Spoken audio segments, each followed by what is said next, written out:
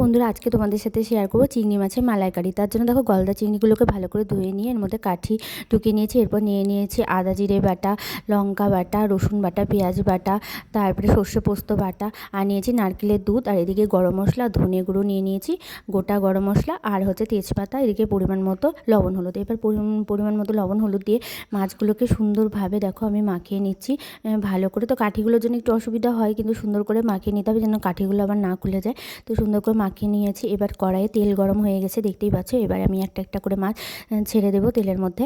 তো দেখতেই পাচ্ছ একটা একটা করে মাছ আমি তেলের মধ্যে দিয়ে দিয়েছি। কিন্তু মাছগুলোকে না হালকা ফ্রাই করতে হবে, বেশি ফ্রাই করলে না চিংড়ি মাছ একদম চিমড়া হয়ে যায় আর খেতে ভালো লাগে না। সেজন্য আমি দেখো মানে একটু হালকা জাস্ট হচ্ছে লাল করে ভেজে নেব। এই যে ভাজা হয়ে গেল আমার, তা হচ্ছে আর একবার দেখো মাছগুলোকে দিয়ে দিলাম। হচ্ছে অনেক কটাই মাছ ছিল, তো আর একবার দিয়ে দিলাম। তো হচ্ছে এবার এইটাকেও হালকা করে ভেজে আমি দেখো উঠিয়ে নিয়েছি।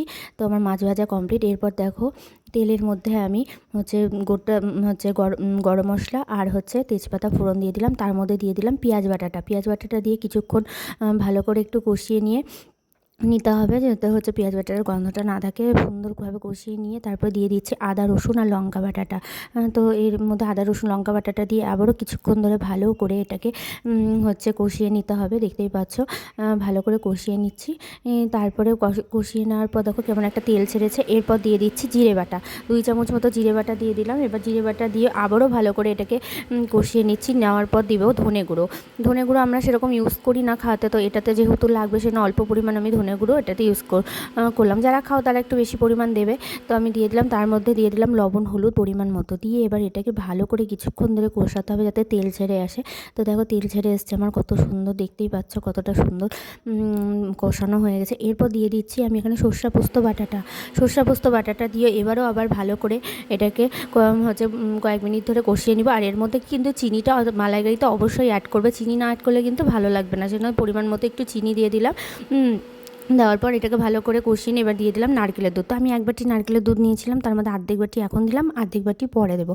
তো দিয়ে দেখো আবারও ভালো করে কষিয়ে নিচ্ছি। দেখতেই পাচ্ছ কতটা সুন্দর কালার এসছে আর দেখতেও কত ভালো লাগছে। এবার একটা একটা করে চিংড়ি মাছ আমি দিয়ে দিচ্ছি এটার মধ্যে, দিয়ে আমি এটাকে ভালো করে দেখো আবারও একটু কষিয়ে নেব ভালো করে। চিংড়ি মাছটা দিয়ে দেখো কেমন তেল ছেড়ে এসছে, কতটা সুন্দর। এবার যে বাদবাকি নারকেলের দুধটা ছিল এটা আমি দিয়ে এবার এটাকে ভালো করে এখন ফুটিয়ে নিতে হবে কিছুক্ষণ ধরে। তো আমি এটাকে নারকেলের দুধটা দিয়ে ভালো করে এখন একটু ফুটিয়ে নিচ্ছি। মানে মাছটা আমার মোটামুটি কমপ্লিটের দিকে। এবার দিয়ে দিচ্ছি গরম মশলা লাস্টে অ্যাড করবেই, নাহলে কিন্তু ভালো লাগবে না। আর ঘিটা মাছটা মালাইকারিতে ঘি না দিলে কিন্তু মালাইকারির টেস্টটা একদমই আসবে না, তো ওই জন্য ঘিটা দিয়ে দিলাম। এবার দেখো আমার রান্নাটা পুরোটাই মোটামুটি কমপ্লিট হয়ে গেছে। আর আমি একটা বলে মাছটাকে ঢেলে নিয়েছি, এখন শুধু সার্ভ করবো। তো আমার এই রান্নাটা তোমাদের কেমন লাগলো অবশ্যই কমেন্ট করে জানাবে।